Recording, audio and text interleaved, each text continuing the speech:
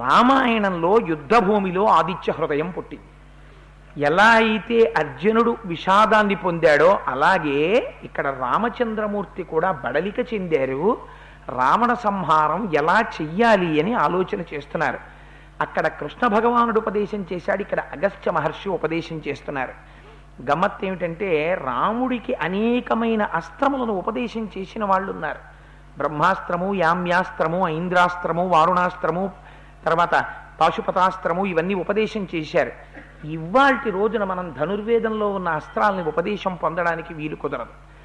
కానీ మీకు రామాయణంలో ఎక్కడా ఏ దేవతని ఉద్దేశించి కూడా 24,000 శ్లోకాలలో ప్రత్యక్షంగా ఒక దేవతా స్తోత్రములనేటివి కనపడవు. ఒక్క ఆదిత్య హృదయ స్తోత్రాన్ని ఒక్కదానే మహర్షి కటాక్షించారు. అది కూడా ఎంతసేపు ఎలా కటాక్షించారో తెలుసా అండి? ఆదిత్య హృదయానికి ఒక రహస్యం ఉంది. మీరు బ్రహ్మాస్త్రం పొందలేరు, ఐంద్రాస్త్రాన్ని పొందలేరు, యామ్యాస్త్రాన్ని పొందలేరు, వాయవ్యాస్త్రాన్ని పొందలేరు. అందుకే అక్షర రూపమైన అస్త్రాన్ని ఎంతకాలమునకు మీరు పొందేటట్టుగా మహర్షి జాతికి చేసిన కృప ఆదిత్య హృదయం. ఆదిత్య హృదయం మీ అమ్ముల పొదిలో ఉంటే రాముడి దగ్గర ఎన్ని అస్త్రాలు ఉన్నాయో అన్ని అస్త్రాలు మీరు చేతిలో పట్టేసుకున్నట్టే. అంత శక్తివంతం ఆదిత్య హృదయం. అందుకే మహర్షి దాన్ని ఉపదేశం చేస్తూ 31 శ్లోకాలు మాత్రమే చెప్పారు. 31 శ్లోకాల్లో అవి ప్రారంభం చెయ్యడం కూడా తతో యుద్ధ పరిశ్రాంతం అంటూ మొదలవుతుంది. తత్వతో మొదలైన కాండ సుందరకాండ. తతో రావణ నీతాయా సీతాయా శత్రుకర్షణ అని మొదలైంది. తత్వతో మొదలై తత్వతో పూర్తయింది సుందరకాండ. మళ్ళీ తత్తుతో ప్రారంభమైనటువంటి మహోత్కృష్టమైన స్తోత్రం ఆదిత్య హృదయం. అందుకే తతో యుద్ధ పరిశ్రాంతం అంటూ మొదలుపెట్టారు. గమ్మత్ ఏమిటంటే ఈ 31 శ్లోకాల్లోనూ మొట్టమొదటి శ్లోకాన్ని మీకు అగస్త్య మహర్షి వచ్చి చూసి కిందకి దిగారు అనేటటువంటి పరిచయ శ్లోకంగా పక్కన పెడితే 30 శ్లోకాలు మిగులుతాయి. 30 శ్లోకాల్లో మొట్టమొదటి 8 శ్లోకాలు మీకు అంగన్యాస కరన్యాసాలకి, తదనంతరం ఆ 8 శ్లోకాలు ఆ స్వరూప విశేషణానికి సరిపోతే చివరి 8 శ్లోకాలు అనంతరమైన ఫలసిద్ధిని చెప్తే ఇంకా మిగిలిపోయేటటువంటివి అటు 8 ఇటు 8 16 శ్లోకాలు వెళ్ళిపోతే మొట్టమొదట మీకు పరిచయం చేసినటువంటి శ్లోకం ఒకటి వెళ్ళిపోతే ఎన్ని వెళ్ళిపోయాయి అప్పటికి 9 9 18 శ్లోకాలు వెళ్ళిపోతే ఇంకా 12 శ్లోకాలు మిగుతాయి. 8 కాదు 9 9 అటు 9 ఇటు 9 తీస్తే 18 పోతే 12 శ్లోకాలు ఉంటాయి. 18 12 30 మొట్టమొదటిది అగస్త్య మహర్షి కిందకి దిగినటువంటి శ్లోకం 31 శ్లోకాలు. మీకు గమ్మత్తు ఏమిటో తెలుసా అండి? ఆదిత్య హృదయాన్ని మీరు ఎప్పుడు చదవాలి అంటే అగస్త్య మహర్షి చెప్పేశారు. కాంతారేషు భయేషు చ, మీరు మహారణ్యంలో ఉండండి, మీరు విపరీతమైనటువంటి భయాన్ని పొంది ఉండండి, ఏదైనా ప్రమాదం వచ్చేస్తూ ఉండనివ్వండి. మీకు మిగిలినటువంటి దేవతల్ని ఉపాసన చెయ్యాలంటే మీరు మనస్సు లోపల దర్శనం చెయ్యాలి. మీ మనస్సు ఖేదాన్ని పొందేసింది అనుకోండి ఎప్పుడైనా, అప్పుడు మీరు ఏ మంత్రాన్ని ఉపాసన చేస్తున్నారో ఆ స్వరూపాన్ని నిలబెట్టడం కష్టం. ప్రార్థనా శ్లోకం చేసినా నిలబడదు. పైగా బీజాక్షరాలతో కూడుకున్నటువంటి మంత్రములు చెయ్యాలంటే, అటువంటి ఉపాసన చెయ్యాలంటే దానికి ఒక ప్రత్యేకమైన పద్ధతి ఉంటుంది. ఎప్పుడు పడితే అప్పుడు మంత్రం చేయడానికి వీల్లేదు. అది స్నానం చెయ్యాలి, దానికి కొన్ని నియమాలు ఉంటాయి. ఆ నియమాలు పాటించి మంత్రం చెయ్యాలి.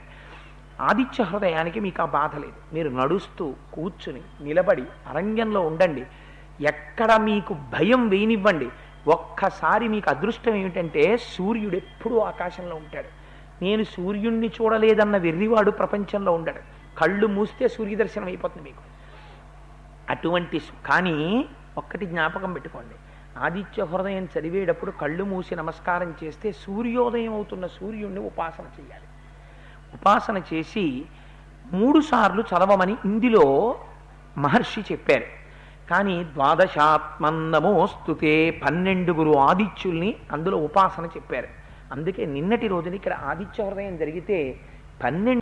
అందుకని మీకు మిగిలినటువంటి దేవతా స్వరూపాలు ఈ కంటితో చూడ్డానికి కుదరదు. ఒక్క సూర్యనారాయణమూర్తిని మాత్రం మీరు ఈ కంటితో చూడొచ్చు ఎదురుగుండా. ఈ కంటితో చూసి దర్శనం చేసి నమస్కారం చేసుకోవచ్చు.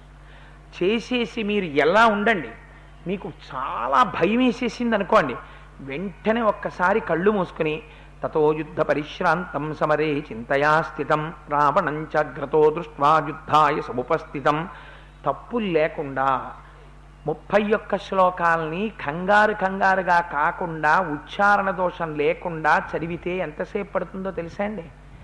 ఖచ్చితంగా సూర్యమండలాంతర్వర్తి అయినటువంటి భగవానుడు సూర్యబింబంగా ఆకాశంలోకి వచ్చి ప్రస్ఫుటంగా ఉదయించడానికి ఎంత సమయం పడుతుందో ఆదిత్య హృదయం చదవడానికి అంతే సమయం పడుతుంది. అలా దాన్ని తీసుకొచ్చారు మహర్షి. వేదంలో ఉన్నటువంటి సమస్త సారాన్ని పిండి ఆదిత్య హృదయంలో పెట్టేశారు. అందులో మొట్టమొదటి భాగంలో ఏం చేస్తారంటే స్వామిని స్తుతి చేస్తారు. స్తుతి అంటే నువ్వు అంతటి వాడివి, నువ్వు ఇంతటి వాడివి అని చెప్తారు. రశ్మిమంతం సముద్యంతం దేవాసుర నమస్కృతం పూజయస్వ వివస్వంతం భాస్కరం భువనేశ్వరం సర్వదేవాత్మకోహేష తేజస్వీ రశ్మిభావన ఏష దేవాసురగణాన్ లోకాన్ పాతి గభస్తిభిః ఏష బ్రహ్మా చ విష్ణుశ్చ శివ స్కంధ ప్రజాపతి అని చెప్తారు.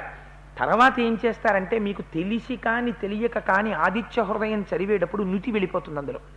అంటే మీకు రుద్ర ప్రశ్నలో రుద్రాధ్యాయము ఉంది, అందులో నమస్తే అస్తు భగవన్ విశ్వేశ్వరాయ మహాదేవాయ త్రయంబకాయ త్రిపురాంతకాయ త్రికాగ్నికాలాయ కాలాగ్నిరుద్రాయ నీలకంఠాయ మృత్యుంజయాయ సర్వేశ్వరాయ సదాశివాయ శ్రీమన్మహాదేవాయ నమః అని నమో హిరణ్యబాహవే సేనాన్యే దిశాంచ పతయే నమో నమో అని ఉభయతర నమస్కారాలతో నమకం ఎలా వెడుతుందో అలా మీకు నుతి వెళ్ళిపోతుంది. అందుకే నమ పూర్వాయ గిరయే పశ్చిమే గిరయే నమః జ్యోతిర్గణానాం పతయే దినాధిపతయే నమః జయాయ జయభద్రాయ హర్యశ్వాయ నమో నమః నమ ఉగ్రాయ వీరాయ సారంగాయ నమో నమః నమ పద్మప్రబోధాయ మార్తాండాయ నమో నమః బ్రహ్మేశానాచ్యుతేశాయ సూర్యాయాదిత్యవర్చసే భాస్వతే సర్వభక్షాయ రౌద్రాయ వపుషే నమః అని నమకంతో నుతి కింద పెడుతుంది.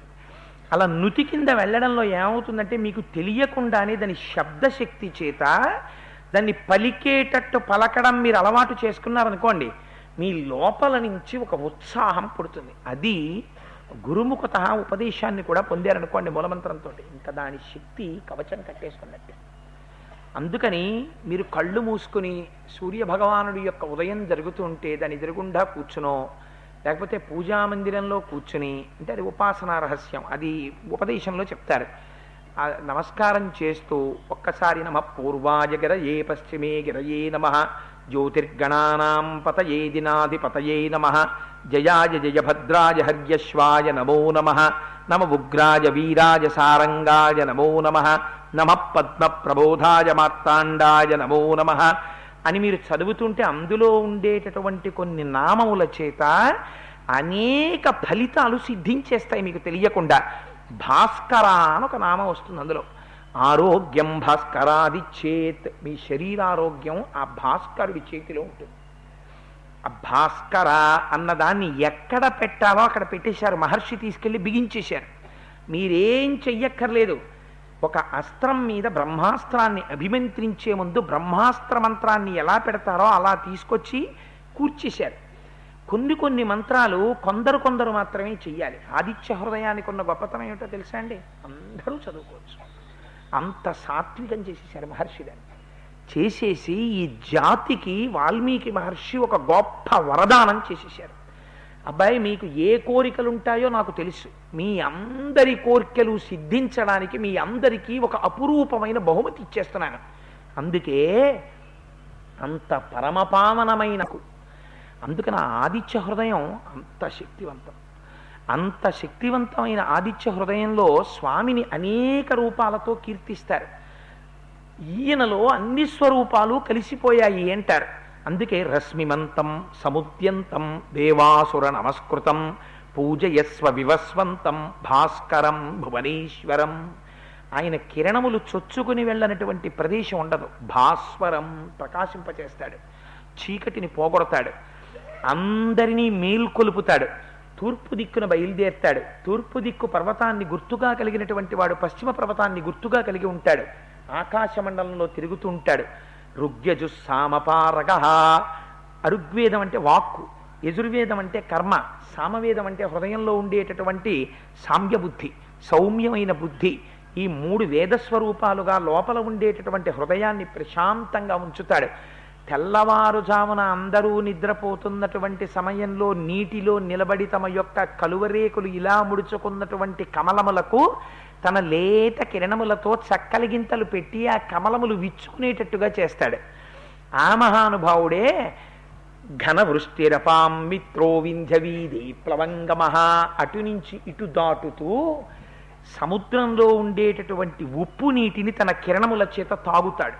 తాను ఎలా పుచ్చుకుంటాడో తిరిగి తాను అలా ఇచ్చేస్తాడు తప్ప తను దాచుకోవడం చేత కానివాడు పరబ్రహ్మస్వరూపుడు.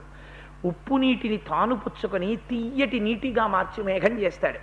అయ్యయ్యో, పిల్లలందరూ దాహంతో ఉన్నారని మేఘాన్ని పంపించి ఘనవృష్టిరపాం మిత్రో, నీటికి స్నేహితుడై ఉంటాడు.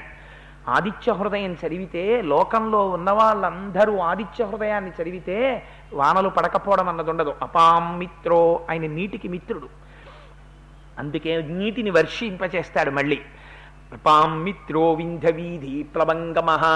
ఆ వింధ్యవీధి ఆకాశ వీధిలో తిరుగుతూ ఉంటాడు. బ్రహ్మేశానాచ్యుతేశాయ సూర్యాయాదిత్యవర్చసే. అన్నీ ఆయనై ఉంటాడు. ఎందుచేత ఆయన సృష్టిస్తాడు. ఆయన లేకపోతే సృష్టి లేదు. మీకు అందుకే చిన్నప్పుడు సైన్స్ లోకమంతా పరిడవిల్లుతోందంటే కారణం సూర్య భగవానుడే, ప్రత్యక్షమైనటువంటి దైవం. ఆయన కోరేది మాత్రం ఒక్కటే, కృతఘ్నఘ్నాయ దేవాయ జ్యోతిషాం పతయే నమః. ఎవడు కృతఘ్నుడు అంటే నువ్వు అడిగినా అడగకపోయినా నీకు జీవితాన్ని ఇస్తున్న పరమాత్మ ఉదయిస్తున్నటువంటి సమయంలో నిద్రపోతున్నవాడు కృతఘ్నుడు. వాడు లేచి సూర్యోదయం జరుగుతున్నప్పుడు నమస్కారం చేసి ఉపాసన చెయ్యాలి. ఒంటి మీద యజ్ఞోపవీతం ఉన్న వాళ్ళందరూ సూర్యోదయానికి ముందర సంధ్యావందనం చెయ్యాలి. ఏ కారణం చేతనైనా ఆలస్యమైతే ప్రాయశ్చిత్తంతో అర్ఘ్యం ఇవ్వాలి. అందుకని కృతఘ్నఘ్నాయ దేవాయ జ్యోతిషాం పతయే నమః. ఆయన కృతఘ్నులై పాపులై ఉన్నటువంటి వారిని సంహరించడం కూడా పరమాత్మకి తెలుసు. ఆయన అన్నిటినీ ముట్టుకుంటాడు, కానీ దేని చేత కల్మషం ఆయనకి అంటదు. ఆయన శవం మీద ఆయన కిరణాలు పడతాయి, బురద మీద ఆయన కిరణాలు పడతాయి, శ్మశానంలో ఆయన కిరణాలు పడతాయి, యజ్ఞ వేదిక మీద ఆయన కిరణాలు పడతాయి, బంగారు మేడ మీద ఆయన కిరణాలు పడతాయి, పనికి మాలినటువంటి ఎందుకు పనికి రాకుండా రోడ్డు పక్కన పడిపోయినటువంటి ఒక కుక్క కళేబరం మీద ఆయన కిరణాలు పడతాయి. అన్నిటినీ ఆయన కిరణాలు భాసింపచేస్తాయి. ఆయన మాత్రం దేనితోటి సంగం ఉండదు.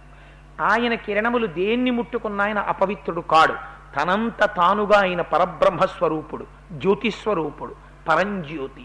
అటువంటి వాడు ఏష బ్రహ్మాచ విష్ణుశ్చ శివ స్కంధ ప్రజాపతి.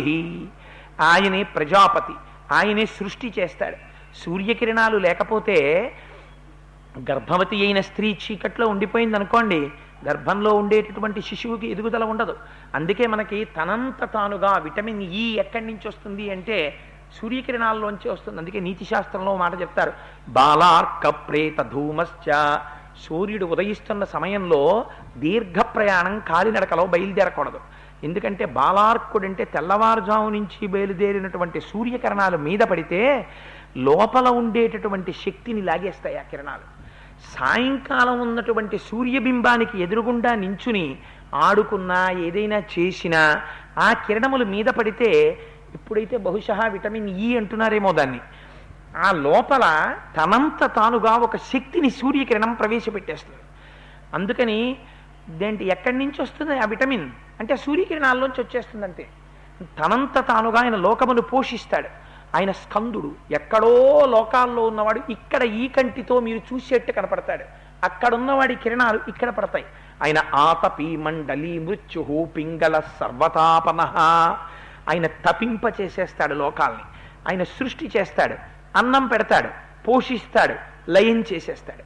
ఆయన చెయ్యనిది ఉండదు, అన్నీ ఆయన చేతే జరిగిపోతుంటాయి. ఎందుకని శంకర భగవత్పాదులు అంటారు, ప్రత్యాయాంతి గతాః పునర్న దివసాః కాలో జగద్దక్షకః. కాలస్వరూపుడై తినేస్తుంటాడు లోకాన్నంతటినీ. ఎందుకని సూర్యోదయ సూర్యాస్తమయాల చేత రోజులు వెళ్ళిపోతుంటాయి. ఎన్ని రోజులు వెళ్ళిపోతుంటే మన ఆయుర్దాయం కూడా అంత తగ్గిపోతుంటుంది. అందుకని సూర్యోదయ సూర్యాస్తమయాల్లో కాలస్వరూపుడై జీవుల యొక్క ఆయుర్దాయాన్ని గ్రసిస్తుంటాడు. మార్తాండ, ఆయనే మధ్యందిన మార్తాండుడై ఆకాశ మార్గంలో నిలబడతాడు. అందుచేత ఆయన చెయ్యనిదేమిటి? ఏష బ్రహ్మా చ విష్ణుశ్చ శివస్కంధ ప్రజాపతి హిరణ్యరేతా దుర్ధర్షో గిరిశో గిరి శంభు అన్నారు ఆయన. శంభు అంటే శం అంటే సుఖమునకు కారణమై ఉంటాడు. శరీరంలో ఆరోగ్యం బాగుంటే కదా ఏ సుఖమైనా అనుభవించడం. అందుకని ఖగ పూషా గభస్తిమాన్, ఆయనే ఖగ, ఆకాశమునందు తిరుగుతూ సుఖమునకు కారణమవుతాడు. మనం ఒక సుఖాన్ని అనుభవించాలి అంటే, ఆ సుఖాన్ని పొందాలి అంటే సూర్యనారాయణమూర్తి యొక్క అనుగ్రహం ఉండాలి. అందుచేత ఇన్ని రకాలుగా ఆయనే సృష్టికర్త, ఆయనే స్థితికర్త, ఆయనే లయకర్త, ఆయనే ప్రళయకర్త, ఆయనే స్కందుడు, ఆయనే హిరణ్యగర్భుడు, ఆయనే ప్రజాపతి, ఆయనే పితృదేవతలు, ఆయనే బ్రహ్మాండం, ఆయనే ఈ విశ్వమంతా ఆయన తప్ప వేరొకటి లేదు, ఉన్నది ఆయన ఒక్కటే. అందుకని అటువంటి సూర్యుడికి నేను నమస్కరించుచున్నాను అనగానే ఏం జరుగుతుంది అన్నారు. అంటే అగస్త్య మహర్షి అన్నారు, ఏతత్ త్రిగుణితిం జప్త్వా యుద్ధేషు విజీష్యసి అస్మిన్ క్షణే మహాబాహో రావణం త్వం వధిష్యసి. ఇక్కడ గమ్మత్తు ఏంటంటే, ఆదిత్య హృదయంలో ఒక గమ్మత్తు ఉంది. పిలిచినప్పుడు మహాబాహో అని పిలుస్తారు, పూర్తి చేసినప్పుడు మహాబాహో అని పూర్తి చేస్తారు. ఎందుకు అలా పూర్తి చేయడం అంటే, అందులో తతో యుద్ధ పరిశ్రాంతం సమరే చింతయా స్థితం రావణం చాగ్రతో దృష్ట్వా యుద్ధాయ సముపస్థితం దైవతైశ్చ సమాగమ్య ద్రష్టుమభ్యాగతోరణం ఉపాగమ్యాబ్రవీద్రామ అగస్త్యో భగవాన్ ఋషి రామ రామ మహాబాహో. పిలిచారు కదా, రామా రామా మహాబాహో అని పిలిచారు. ఎందుకు రామ రామ రెండు మాటలు అనడం ఎందుకు అంటే, ఇందులో మీరు ఒక గొప్ప దర్శనం. అసలు ఆదిత్య హృదయం ఏమి ఆదిత్య హృదయం అండి? దాన్ని గురువుల దగ్గర ఉపదేశం పొంది అందులో రహస్యం ఏమిటో తెలుసుకుని ఆదిత్య హృదయం చేస్తే అది కవచం కట్టేసుకున్నట్టే. ఇంకా అందుకే అందులో అంటారు రామ రామ మహాబాహో. రెండు మాటలు రామ రామ అండం ఎందుకు అంటే, తండ్రికి కొడుకు మీద చాలా ప్రీతి ఉంటుంది, వాత్సల్యం. అలా రామ రామ మహాబాహో. ఎన్ని బాహువులు చెప్పలేదు. మహాబాహో, నువ్వు సామాన్యుడివి కావు రామా, నరుడిగా నటిస్తున్నావు. నువ్వు శ్రీ మహావిష్ణువువి. నీ చేతుల చేత సహస్రశీర్షా పురుష సహస్రాక్ష సహస్రపాత్, నువ్వు ఈ లోకములన్నిటినీ రక్షించగలిగిన వాడివి, అంతటా వ్యాపించిన వాడివి. ఇవాళ నరుడిగా ఉన్నావు. ఏమిటి నువ్వు నీ రెండు చేతులతో ఉన్నావు కనుక నువ్వు బెంగ పెట్టుకున్నావా? నరుడిగా ఉండి రావణుడిని చంపడం ఎలా అని ఎందుకు బెంగ పెట్టుకోవడం? రావణుడికి 20 చేతులు ఉన్నాయి, 20 చేతులతో వాడు ఆయుధ ప్రయోగం చేస్తున్నాడు. 10 తలకాయలున్నాయి. రామా, వాడికి ఎన్ని చేతులుంటే వాడికి కావాలి? నువ్వు మహాబాహో, నువ్వు శ్రీ మహావిష్ణువువి. అందుకని నీ బాహువులు లోకరక్షణ కోసమని ఉన్నటువంటి బాహువులు. అందుకని కదా ప్రతిజ్ఞ చేసి వచ్చావు ఈ లోకంలోకి. అటువంటి వాడివి నువ్వు బెంగ పెట్టుకుంటావేంటి? అందుకని రామ రామ మహాబాహో శృణుగుహ్యం సనాతనం. చాలా రహస్యాన్ని చెప్తున్నాను రామ అంటే ఉపదేశం చేస్తున్నారు. ఉపదేశం చేసినప్పుడు రహస్యంగా చేస్తారు. శృణుగుహ్యం సనాతనం ఏన సర్వానరీన్వత్స సమరే విజయిష్యసి. ఒక గురువుకుంటుంది ఈ ఆర్తి, ఒక తండ్రికి ఉంటుంది ఈ ఆర్తి. అందుకే అగస్త్య మహర్షి అన్నారు, ఇది విను, ఎంత ధైర్యమో చూడండి చెప్పేటప్పుడు. అందుకని రామ రామ మహాబాహో శృణుగుహ్యం సనాతనం ఏన సర్వానరీన్వత్స సమరే విజయిష్యసి. ఇది నువ్వు చదువు రామా, నువ్వు విజయాన్ని పొంది తీరుతావు. ఆదిత్య హృదయం పుణ్యం సర్వశత్రు వినాశనం. సర్వశత్రువుల్ని జయిస్తావు రామా అన్నారు. ఆనాడు రాముడికి చెప్పారు, ఇప్పుడు మాకు రావణాసురుడు లేడు కదండి మాకెందుకు అంటారేమో. సర్వశత్రు వినాశనం, మీకే శత్రువులు ఉంటే వాళ్ళు పోతారు అంటే దాని ఉద్దేశం ఎవడి మీదో కోపం పెట్టుకుని ఆదిత్య హృదయం తెరవమని కాదు. ఎవరా శత్రువులు ఉండవలసిన వాళ్ళు? కామ క్రోధశ్చ లోభశ్చ దేహే తిష్టంతి తస్కరాః జ్ఞానరత్నాపహారాయ తస్మాత్ జాగ్రత్త జాగ్రత్త. లోపల కామ క్రోధ లోభ మద మోహ మాత్సర్యములను గెలవగలిగిన శక్తి ఎక్కడి నుంచి వస్తుంది? ఆదిత్య హృదయంలోంచి వస్తుంది. అందుకని సర్వశత్రు వినాశనం జయావహం జపే నిత్యం మక్షయ్యం పరమం శివం సర్వమంగళమాంగళ్యం సర్వపాప ప్రణాశనం చింతాశోక ప్రశమనం ఆయుర్వర్ధనముత్తమం రశ్మిమంతం సముద్యంతం దేవాసుర నమస్కృతం పూజయస్వం వివస్వంతం భాస్కరం భువనేశ్వరం. దాన్ని నమః నమః పెట్టి నామాల కింద మార్చేస్తారు. మళ్ళీ అదే ఆదిత్య హృదయంలో పద్ధతి తెలిస్తే కొన్నిటిని మీరు తీసుకుని నమః పెట్టడం అలవాటైతే దాన్ని నేర్చుకుంటే ఇవన్నీ మళ్ళీ నామాలు అయిపోతాయి. అదో ప్రక్రియ. అవన్నీ బహిరంగ వేదికల మీద చెప్పవలసినంత అవసరం ఏం లేదు. అందుకని అవన్నీ నామాలు అయిపోతాయి మళ్ళీ. అందుకని రామ ఇది సర్వమంగళమాంగళ్యం, నీకు సమస్త శుభాల్ని ఇచ్చేస్తుంది. శత్రువుల్ని దునుమాడేస్తావు, ఉత్సాహం పుట్టేస్తుంది, నీ కోరికలన్నీ సిద్ధించేస్తాయి. రామ ఈ ఆదిత్య హృదయాన్ని పుచ్చుకో. ఏమిటి దాని పేరు? సూర్యస్తోత్రం అనకూడదా? అనలేదు మహర్షి. ఇది ఆదిత్య హృదయం అన్నారు. ఆదిత్యుడు అంటే అదితి యొక్క కుమారుడు. అదితి కుమారుడు సూర్య భగవానుడు. ఆయన చీకట్లో రాక్షసులు ఉంటారు. ఆదిత్యుడు ఆదిత్య హృదయము అని ఎందుకు పిలిచారంటే ఆదిత్యులు ద్వాదశాదిత్యులు అని 12 మంది ఉంటారు. అందుకే మీకు అందులో ద్వాదశాత్మన్నమోస్తుతే అని ఒక పేరు వస్తుంది మధ్యలో. అది ఎక్కడికి తీసుకొచ్చారంటే దాన్ని తీసుకొచ్చి నక్షత్ర గ్రహతారాణామధిపో విశ్వభావన తేజసామపి తేజస్వీ ద్వాదశాత్మన్నమోస్తుతే. సమస్త గ్రహములకు సమస్త నక్షత్రములకు అధిపతివై ఉంటాయి. అటువంటి వాడై మహానుభావుడు ద్వాదశాదిత్యులు ఆ సూర్యమండలంలో ఉంటారు. ఆ ఉన్నవాళ్లే ఇంద్రుడు, ధాత, భృగువు, పూషుడు, మిత్రుడు, వరుణుడు, ఆర్యముడు, అర్చిస్సు, వివస్వంతుడు, త్వష్ట, సవిత, విష్ణువు. ఇందులో హృదయము అంటే ఆ సూర్యమండలాంతర్వర్తి అయినటువంటి వారిలో ఉన్న ద్వాదశాదిత్యులలో 12గురులో ఒకడైనటువంటి శ్రీ మహావిష్ణువు యొక్క అంశకి విశేష ప్రాధాన్యత ఇచ్చి వచ్చిన వాడు విష్ణువే కనుక ఇవాళ ఆదిత్య హృదయంగా పరబ్రహ్మంగా స్తోత్రం చేస్తున్నారు మహర్షి అగస్త్యుడిని అడ్డుపెట్టి, అగస్త్య మహర్షి చేత ఉపదేశంతో. అందుకని దీన్ని కానీ నువ్వు చదివితే రశ్మివంతం సముద్యంతం దేవాసుర నమస్కృతం. ఇది ఎక్కడ చదవాలి? యుద్ధభూమిలో ఉన్నాను కదండి. మరి యుద్ధభూమిలో ఉండి చాలాసేపటి నుంచి యుద్ధం చేశాను, ఒళ్ళంతా నెత్తురు కారిపోతోంది, అశౌచంతో ఉన్నాను. అశౌచం అంటే నేనే ఇప్పుడు వెళ్ళి స్నానం చేసి రాలేదు, ఇప్పుడు మరి ఎలా? దాని గురించి నువ్వేం బెగ్గపెట్టుకోకు రామా. కాంతారేషు భయేషు చ కీర్తయన్ పురుష కశ్చిన్నావసీదతి రాఘవ పూజయస్వైనమేకాగ్రో దేవదేవం జగత్పతిం ఏతత్త్రిగుణితిం జప్త్వా యుద్ధేషు విజీష్యసి. రామా నువ్వు అరణ్యంలో ఉండు, యుద్ధభూమిలో ఉండు, ఇంట్లో ఉండు, బయట ఉండు, ఎక్కడుండు, నీకు ప్రమాదం వచ్చినా భయం వచ్చినా ఆదిత్య హృదయాన్ని చదువు, చాలు నిన్ను రక్షించేస్తుంది. ఒక్కసారి ఆ సూర్యమండలాంతర్వర్తిన సూర్య భగవానుడికి నమస్కారం చేయి. చేస్తే అక్కడి నుంచి రక్షణ వస్తుంది. మళ్ళీ చిట్ట చివర పిలిచారు ఏమని? అస్మిన్ క్షణే మహాబాహో రావణం తం వధిష్యసి. మళ్ళీ చివర పిలిచారు మహాబాహో. విన్నవా ఆదిత్య హృదయం? ఇప్పుడు చదువుకో. ఇది చదివితే ఏమవుతుంది? ఇప్పటి వరకు ఏ రావణ సంహారం చెయ్యడం కోసమని నువ్వు బెంగ పెట్టుకుని ఇంత కష్టపడుతున్నావో ఆ రావణుడు తేలికగా నిహతుడైపోతాడు. అందుకని అస్మిన్ క్షణే మహాబాహో రావణం తం వధిష్యసి ఏవ ముక్త్వా తథాగశ్చో జగామ చ యథాగతం. ఇది గమ్మత్తు ఆదిత్య హృదయంలో. మిగిలిన వాళ్ళందరూ నిలబడ్డారు ఆకాశంలో రామరావణ యుద్ధం జరుగుతున్నప్పుడు. అగస్త్యుడు ఒక్కడే ఏం చేశాడో తెలుసా అండి? యుద్ధం జరుగుతుండగా వచ్చి చూశాడు, రాముడు నీరసపడుతున్నాడని కిందకి దిగాడు, ఆదిత్య హృదయం చెప్పాడు. రావణుడు నిహతుడైపోతాడయా, ఆదిత్య హృదయం చదువు అన్నాడు. శిష్యుడు 3 మాటలు చదువుకున్నాడు, తాను ఎలా వచ్చాడో అలా వెళ్ళిపోయాడు అంతే.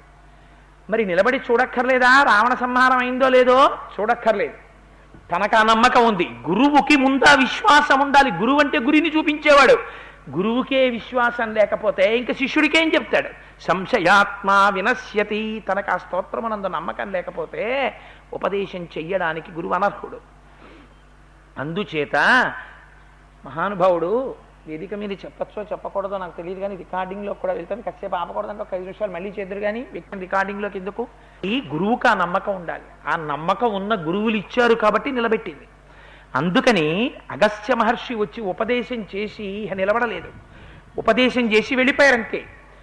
అస్మిన్ క్షణే మహాబాహో రావణం తం వధిష్యసి ఏవ ముక్త్వా తథాగశ్చో జగామ చ యథాగతం. ఎలా వచ్చారో అలా వెళ్ళిపోయారు. ఇంకా నేను చూడడం ఏమిటి, చచ్చిపోయినట్టే రావణాసురుడు, ఇంకా నేనే అనుమానపడక్కర్లేదు, మా వాడికి చెప్పేశాను ఆదిత్య హృదయం, వెళ్ళిపోయారంతే గురువుగారు. ఇది నమ్మకం, అందుకని గురువుగారు నిలబడక్కర్లేదు, అక్కడ వెళ్ళిపోయారంతే. ఎంత విశ్వాసమో చూడండి. ఇవాళ రామాయణాంతర్గతంగా యుద్ధకాండ చెప్తే తప్ప మీకు ఏ కాండ చెప్పినా ఆదిత్య హృదయం రాదు. మళ్ళీ ఆదిత్య హృదయంగా చేసుకోవాలంతే, ఉపన్యాసం చెప్పుకోవాలి తప్ప రామాయణాంతర్గతంగా వచ్చేటటువంటి పరమోత్కృష్టమైన అమృత భాండం ఆదిత్య హృదయం. అది రావడం కాదు, మాఘపాదివారం నాటి సాయంకాలానికి వచ్చి అటువంటి ఆదిత్య హృదయాన్ని ఉపదేశం చేసి అగస్త్య మహర్షి వెళ్ళిపోయారు. పెద్దల్ని నమ్ముకుని ధర్మపథంలో ఉన్నవాణ్ణి గురువులు పిలిచినా పిలవకపోయినా తమంత తాము వచ్చి ఎలా రక్షిస్తారో రామచంద్రమూర్తి జీవితంలో అగస్త్య మహర్షి తనంత తానొచ్చి చేసిన ఉపదేశమే గుర్తు. రావణాసురుడికి చేశారా ఉపదేశం ఎవరైనా? ఎవ్వరూ చెయ్యలేదు. జీవితంలో కావలసింది ఏమిటో తెలుసా అండి? మనం కౌగిలించుకున్న ఐశ్వర్యం, మనం కౌగిలించుకున్నటువంటి నేను చదివాననుకున్న చదువు, ఇదేది మిమ్మల్ని రక్షించదు. మిమ్మల్ని రక్షించగలిగినది ఏదైనా ఉంటే ఒక్కటే, భగవంతుణ్ణి నమ్మినటువంటి వారి హృదయంలో మీకు స్థానం దొరికితే వారు మనస్సులో చేసేటటువంటి ఆశీర్వచనం మిమ్మల్ని కాపాడుతుంది. మనకు అందుకే నేర్పారు. అగస్త్య మహర్షి హృదయంలో రామచంద్రమూర్తి స్థానం సంపాదించుకున్నారు. పిలిచినా పిలవకపోయినా శిష్యుడికి ఇబ్బంది వచ్చేటప్పటికి గురువు తనంత తానొచ్చి ఉపదేశం చేసి వెళ్ళిపోయారు. ఇంకా గురువు ఏం చెయ్యాలి? రోజు నీ పక్కన కూర్చుని చెప్పాలా నీకు చదువు? అక్కర్లేదు. గురువు చేసిన ఈ మహోపకారం చాలు. ఆ గురువుని తలుచుకోకుండా నువ్వేదైనా చెప్పినా, ఆ గురువుకి మంగళాశాసనం చేయకుండా పూర్తి చేసినా నువ్వు కృతజ్ఞుడవు. అందుకని గురువుకి నమస్కారం చేసే చెయ్యాలి. అందుకే జీవితం ఎక్కడిది అంటే గురువులు ఇచ్చినదే జీవితము అంటారు పెద్దలు. అందుకని చూడండి, ఇది రామచంద్రమూర్తి రామాయణం మనకి నేర్పారు. అందుచేత